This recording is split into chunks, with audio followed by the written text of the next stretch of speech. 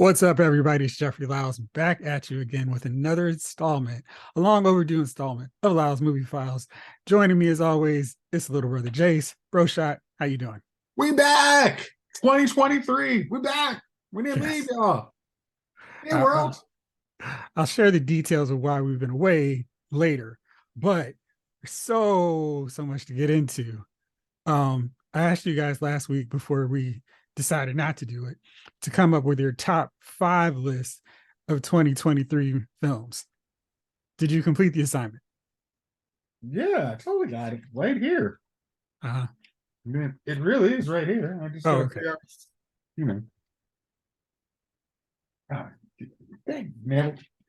I literally, yeah, literally the first piece of paper I had. And yes, so people ever say, that's the real noise because it really is a thing. Yeah, okay, got my top five. Okay. Not Chris Rock top five, but top five. Right. Okay. Any lead up? Well, I mean, if you want, since it's just the two of us, if you have more, if you have a full 10, you can go the whole route. Okay. Well, I'm gonna go with the I think if everybody was here, I think this would be the unanimous top number one pick, Top Gun Maverick. Okay. I mean, that was Solid the choice. this is the that was I don't know if you're gonna say counterman me, but I think that's the best movie of the year. Next I got because I think I talked about this when we did this podcast early in last year. They're one of the most faithful video game adaptation actually deserve more credit than it did. And I really like it. I have it on my shelf. Is Uncharted. Like it literally was exactly what I could want from an Uncharted movie. It did a great job. Next one. Did you want to have any just things like that were released in 2020 or two or just anything on the big screen? Oh, Netflix counts too. Okay, cool. Because I got definitely Netflix. Next one will be Knives Out, Glass Onion. I laughed at that movie. And once again, Ryan Johnson does a great job when he's not working with Star Wars. Man, that dude makes some good movies. Uh, the next one is the end of the DCU, Black Adam. No matter what, that's the end of it. It's all gone from here. Whatever James Gunn and all those guys say, it's over. Once you say, yeah, that can't be a, yeah, that didn't mean anything. Yeah, are you gonna make no? The rest of those movies are just they're just trash. They're just recycled trash we hadn't got rid of yet. Like yeah, so they're all gone. So, but I really did enjoy Black Adam. I thought it was. I mean, was it the best movie? No, but I mean, there was a very limited amount of movies that were out that actually did the job that I wanted them to do last year. And bringing back Henry Cavill was a very big job that DC I thought needed to do. And the fact that Rock was saying, this is all me. I did it. I'm the man. And James Gunn and them said, "No, you're not the man. This is our place. We're You kicking are all of not that the out of here. man. We are closing the door, and Jason Momoa is going to be what's his name? Mojo Lobo. Lobo. Lobo from here. So yeah. Next one I got is Doctor Strange 2.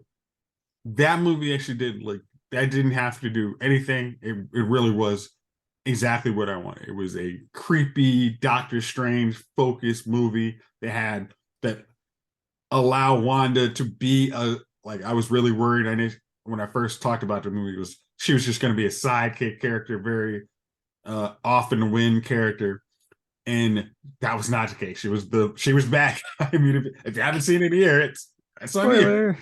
Yeah, but her being actual what I think a lot of us used to remember from the comic books, Wanda, like Scarlet Witch, like can do everything. That was the Wanda we're like, yeah, that was Wanda. Good job, guys. Um, the next one's probably gonna be kind of a little controversial. Um, I actually liked what was it Fantastic Beasts: Secret of Dumbledore.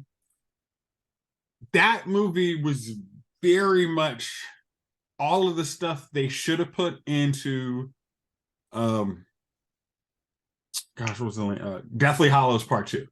I mean, it was Really? basically all the stuff they cribbed out of Deathly Hollows 2 was supposed to be. I mean, in Deathly Hollows 1 and 2, basically they made that onto a whole separate movie. It was, I mean, they added some little layers to it, but that really was what that movie was. And I found, I mean, that's why I found it enjoyable. It's up in my collection because it's like, yeah, this is what I would really like to see in Harry Potter. Um, Definitely Hollows, but to have it in another form is still pretty cool. Mm. Yeah. No, let me see. I don't know if I got my 10. Oh yeah, I definitely forgot to mention. Um, the actual one of the last the actual final phase for Marvel Studio film, Wakanda Forever. Um, I know it's weird. I see something that kind of some folks like, oh man, that wasn't, they did the black folks so wrong in that movie. I'm just like, it's a superhero movie. Sometimes y'all take stuff a little too seriously. Um, and y'all just don't want to enjoy a movie. I mean, it's like would we have all like to see a slightly different movie? Yes. I mean, we're on. I think me and Jeff are on record saying we would have liked to see a slightly different movie, but the movie they actually provided was very good. Going, if I think anybody goes in there without preconceived notions, they would enjoy the heck out of that movie. So I think that if I'm at 10, that's my list. If not, I got a couple extras. I was waiting for you to put in the Batman. That was kind of throwing me off. I was I'm waiting sorry. for it. No, Battle of the Super Sons is 100% in this list. I mean, I'm sorry if I still had room in there, it should have actually been higher. But I was jumping around. I didn't have my list 1 through 10. But Battle of the Super Son was great. Like it. I don't know how much we complain about DC Comics on this podcast, but taking getting rid of DC of Super Sons was literally one of the best biggest mistakes they made in the last 5 years in DC Comics, and the fact that Warner Brothers Animation once again was like, why are you guys screwing this up? Like, you got a gold mine right here. I mean, we can make movies on movies with these guys. And the actual playful banter between Damien and Jonathan was just like, this is why you didn't also need to, a super age Ray Jonathan for no reason at all. Like, I mean, that was a big giant mistake, but that movie, great. It's another one of those. It's right on the top. It's literally on my other shelf of movies. I watched them. I mean, it's a great movie. So that should be about 10 for me. Okay.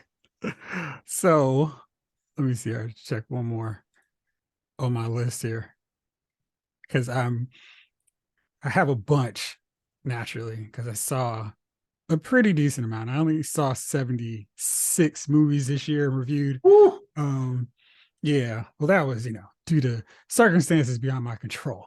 But I'm going to avoid, let me see, in most cases. All right, so I have 8 right now. So I'm going to include 2 films that you had, or one film that you had, Top Gun Maverick. I think is my number one too. Really enjoyed that because that was a film much like Avatar: The Way of Water, where I was like, I don't need this movie. I don't need a sequel to Top Gun. And while I still have not watched Avatar 2, I've seen Top Gun Maverick multiple times because it was so good and it did what a long delayed sequel needed to do and get you invested in the characters again, show you what's happened over the years, fill in some of the gaps between all this time since it was a young Maverick to an old, I'm teaching these young bucks how to do things Maverick.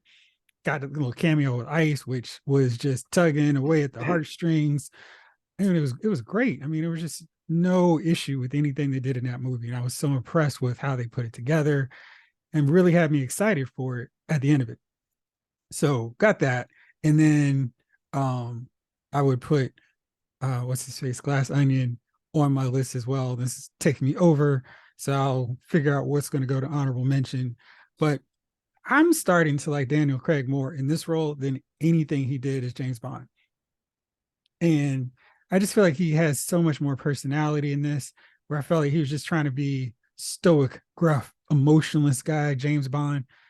And I feel like that Bond isn't really as exciting to me or as entertaining as some of the other ones, but he is really getting all into this role as the detective Blanc.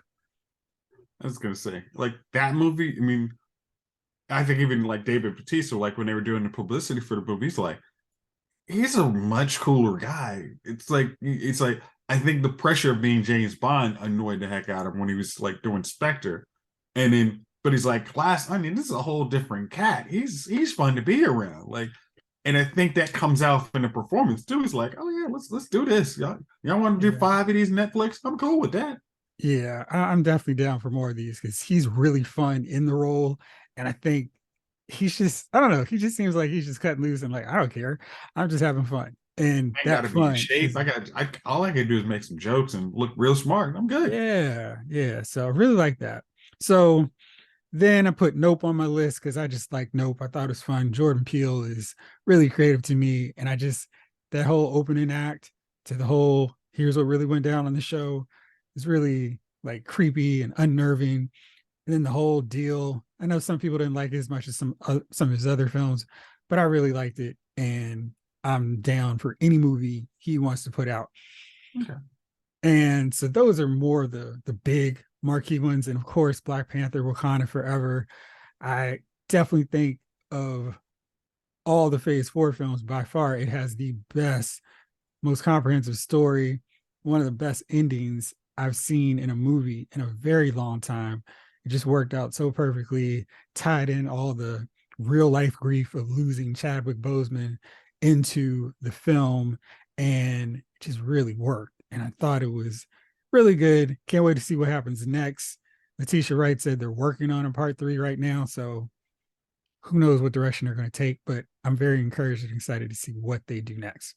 Hmm. That'll be interesting. So, now I'm going to hit you with some films that you might not have seen for my Might list. You might not have, because I wanted to go a little bit different with some of these. Yeah. So I am sure you saw The Adam Project on Netflix. Ryan Reynolds, uh, Mark Ruffalo, Oh yeah, that was Zoe good. Saldana. That was a fun time traveling movie, Yeah. and Jennifer Garner, of course. I thought that was really fun, and it came out kind of early in the year, so Yeah. it kind of people stop remembering the things that happened before July. But I really liked it. I thought it was a good use of Ryan Reynolds with his particular style of humor that really works well when it works. And Mark Ruffalo is a good stabilizing force. Jennifer Garner's always great. Zoe Saldana comes through at the end. It's just like a lot of great action, good fight scenes, and I dug it a Mm. whole lot. Probably a lot more than I did Free Guy, which was fine, but not as Yeah. exciting as the Adam Project. Oh, okay. I like Free Guy. That was fun. Well, like I just like the Adam Project more. Okay, I mean, okay, Yeah. good. And I felt like we didn't get a lot of good romantic comedies this year. So the streaming platforms were the way to go for them, specifically if you wanted some rom-coms before Christmas. So my first one was Wedding Season, and it was really, really good, about 90 minutes. And it's it's not the typical cast, so that was great too. We've got Asha, and she is desperately trying to avoid getting labeled as an old maid because her younger sister is getting married, and her parents are putting all this pressure on her to get married. Meanwhile, this guy who she gets set up on a date, Ravi, is also getting pressure to get married, and his parents are like, "We just want you to be happy." And so they decide to go on a date. And then, hey, this is a busy wedding season. Let's just be each other's dates so we don't have to keep getting pushed with these. Hey, we want to introduce you to so and so. No, we're dating. And of course, predictably, they start falling for each other. But it was really funny. I liked it. I thought the two leads had great chemistry, and Mm, it wasn't as predictable as these films tend to always get into. And it was just a good time. And I yeah, thought the chemistry of the leads, the script, actually getting to know some more about other cultures was really good. And it's on Netflix, so you can always check it out. So yeah, definitely like Wedding Season. yeah. Highly recommend that one. Mm, I think I yeah. told you to see that one, right? No, I watched it. It's like when you mentioned that one, I was like, oh yeah, and it was like, which wedding season? Because I did watch a couple and around. I'm like, oh yeah, the guy from Numbers. Like, yeah, he and the girl in that had great chemistry. It's almost like if I know like how what is it? Hallmark has their kind of people. Hallmark like, hey, if you want to figure out where Lacey Corbett is, just check on Hallmark. She's filming in Vancouver. she's she's hard at work. Yeah, so it's almost like if you guys want good people, some good chemistry. Like you guys might want to recycle, throw them in whatever random plots you guys got, and let those guys go. They were really good.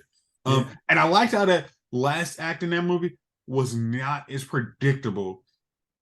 I mean, Oh no. you had your rom com thing. I mean, let's be honest, but it was like, okay, that's not as oh come on like this. Right. Oh, it's the random boyfriend. Oh, it's like oh, okay, all right.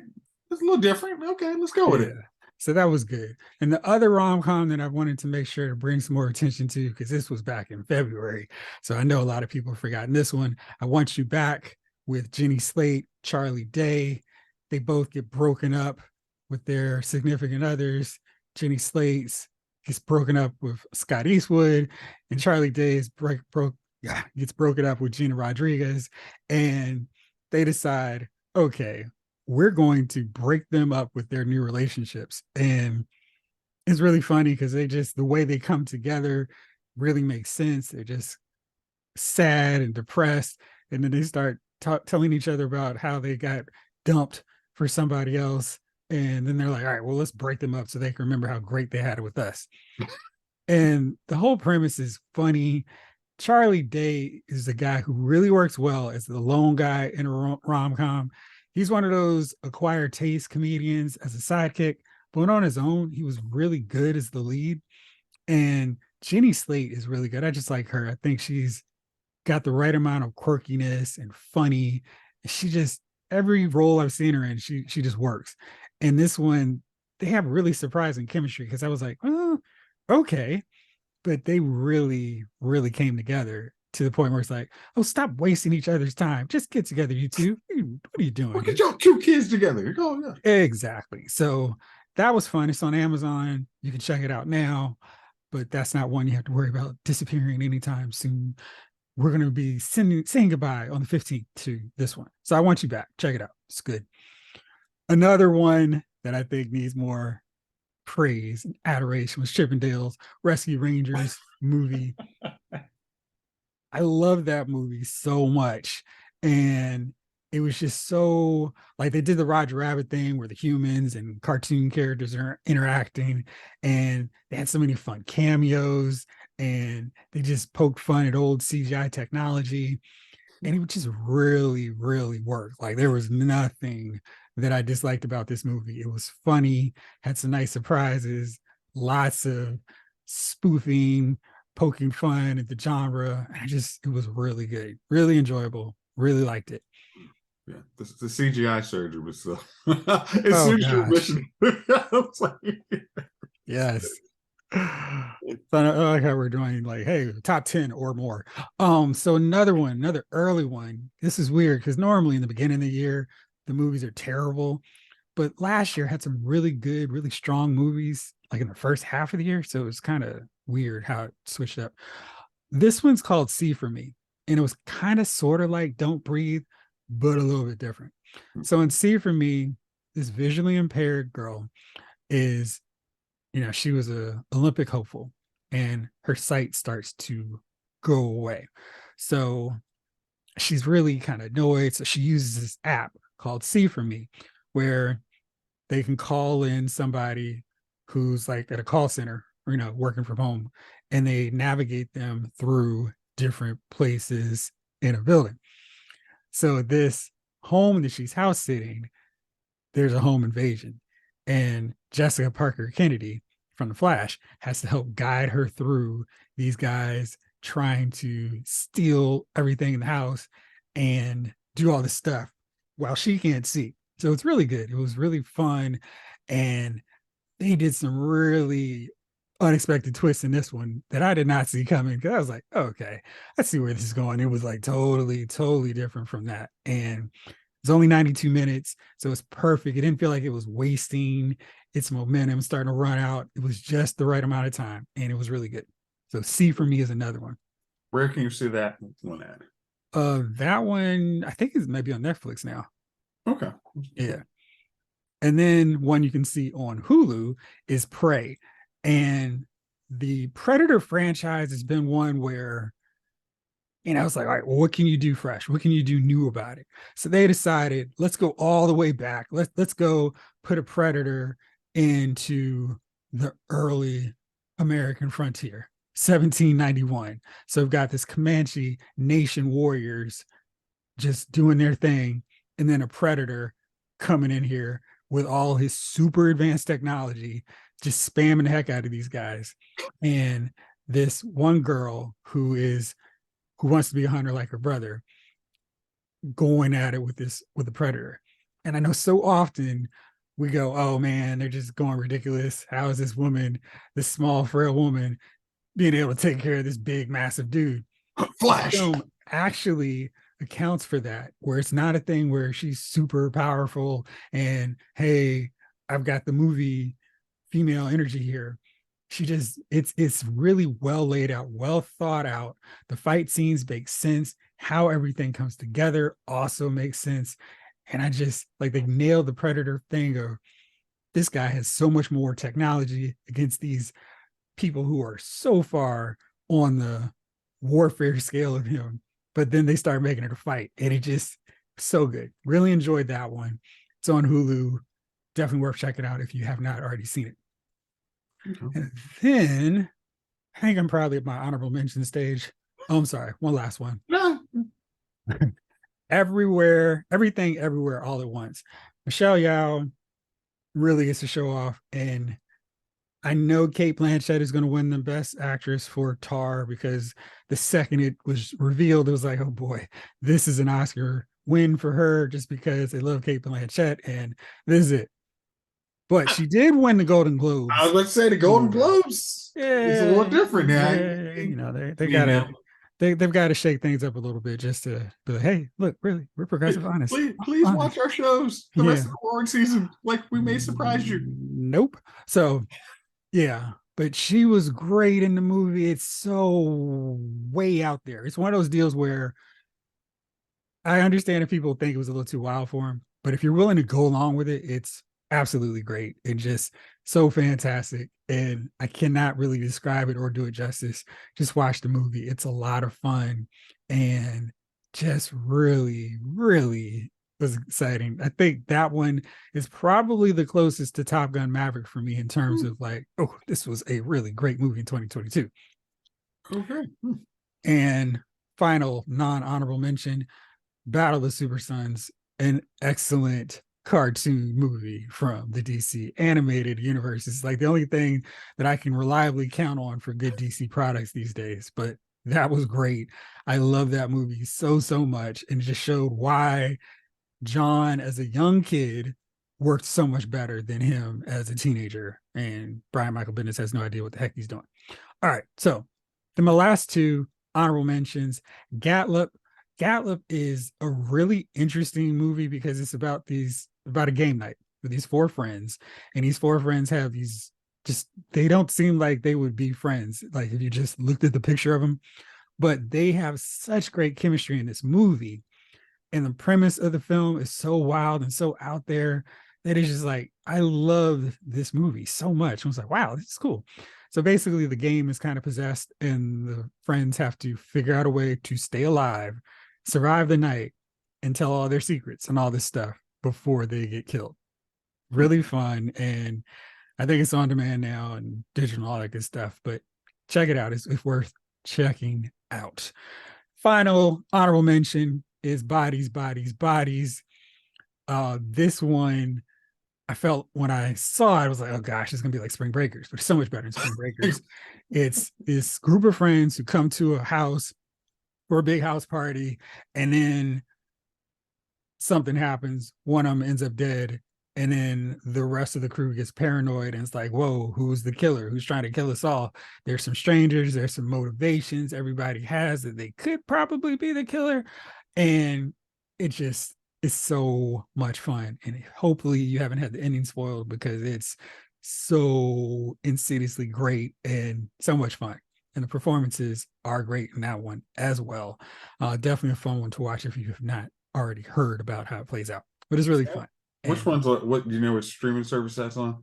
I don't know, man. It's hard to keep track of all I this was gonna stuff. say, I like, because I think I saw the like title. And I'm like, oh gosh. I mean, like you see some of the stuff from scrolling through on Netflix. You're like, I know where this is going. Like, Nah, you don't with that one. You really don't. It's okay, fine. It's that's fine. cool. Yeah, Yeah. All right. yeah. So last thing here is that was our top 15, 20, whatever the heck we decided on. Yeah. So The Last of Us is coming to HBO Max. And apparently the reaction has been great. It's got a near perfect score on Rotten Tomatoes. The Last of Us is based off a PlayStation series, and it's one of the best PlayStation games of this generation. And it's so good. And it's one of those where if they don't change up everything, and from the trailers, it didn't look like they were changing much of anything, it should be good. And I cannot wait to start watching this. Very excited about this. Have you played The Last of Us? And are you excited about the show? It is in my PlayStation 4 queue. Okay. I've not played it, but I'm actually, I mean, because it's funny now that they have a TV show. I'm definitely not playing it for a while because I want to see it kind of play out. And it's like, oh, not have to nitpick everything. Like, oh, you guys didn't do this faithfully. Like, I mean, I don't think you'll have that problem because I think the way the game is based, it feels kind of like a Red Dead Redemption where so much happens, you're not going to remember all those little specific details, but it might be cool to see it in live action and like, oh wow, they're doing this part. I don't think it'll be a, oh man, this is so bad because you guys couldn't do it like this in the game. I think they're two different beasts on it, and I think if it's how the trailer looks, I think they'll work well together. I think HBO decided they're not going the Resident Evil route on these video games movie because it's like Resident Evil should have been able to produce print money, real money, not cult following money. And Yeah. thing, so if they can do that justice, they'll be fine. I'm down for it. Okay. It's on my list of things I want to see when it comes out. Like, what is it next on Sunday? Like, Yeah. yeah, I It's coming definitely, up. yeah. All right. The Ant-Man Quantum Mania trailer dropped. Thoughts? Uh, wow, Mojo. like, like I did not Modoc, expect to see Modoc, Modoc. Yeah. Modoc. I did not expect to see Modoc. I'm like, okay, we're doing Modoc in this thing. Like, Kang, Kang looks, Kang looks phenomenal. I mean, like they did not. I mean, they didn't half step on his outfit. He looks like a serious guy. Um, and it's like very much you're almost like, I mean, especially for me, I feel like y'all wasted my time, quote unquote, watching all of Phase 4 except two movies. This is what I wanted you to get to. And if you say, oh, we'll see, like, see that ring, the 10 rings is actually from Kang. Oh, you see the cosmic bracelet from Captain Marvel is really from Kang. I didn't, you could have put that as an aside, like, oh, I think this is probably Kang. All of that stuff, maybe building the Kang, but they didn't connect it at all. It's almost like a fun anecdote, like, oh, that was from Kang. If you didn't understand where those 10 rings came, that's from Kang. Oh, all the stuff I just said, you're just, it may be from Kang. So it's like, yeah, this is going to be really cool. And how the heck do you have Modoc in here running around? I don't know, but I'm here for it. So I mean, you can fast forward to February. I'm good. Let's get it done. Yeah. That looks like it's gonna be really good. All right. Well, it's that magical time of the week. Who is your nominee for Dummy of the Week? You know, it pains me to say this, but my dummy of the week is Gwen Stefani. What she do? I think she was probably just being a little kind of colorful and loose with her language. But she's basically saying like I'm Japanese, and like kind of the interviewer's like, you're not Japanese, like just like it's just like kind of like, oh yeah, yeah. I'm like, and she reinforces like, I'm really trying to help you. Don't say that because and her publicist is kind of like, oh well, and it's just like I can't unsay it because she says it very clearly, but it's just like you can appreciate a culture and that's cool, but don't say you are a race because that's what gets into problem. So it's like, hey, I love the Japanese culture. It's awesome. I mean, And that's been clearly that's evident since the time she's been solo. hey, exactly, and no one would say, yeah, yes, we understand, and We understand where you drew your inspiration from. Got it. But to say you are is like, Maybe oh, not. man. So I hate to do it, but Gwen, but that's kind of slip of the tongue that you are my dummy of the week. My dummy of the week has to be one Vincent Kennedy McMahon because he is going scorched earth on WWE. Basically, kicked Stephanie out. She made her resign as CEO. She's like over it. Like, nope. So he's forced his way back into the board of directors because he's trying to sell.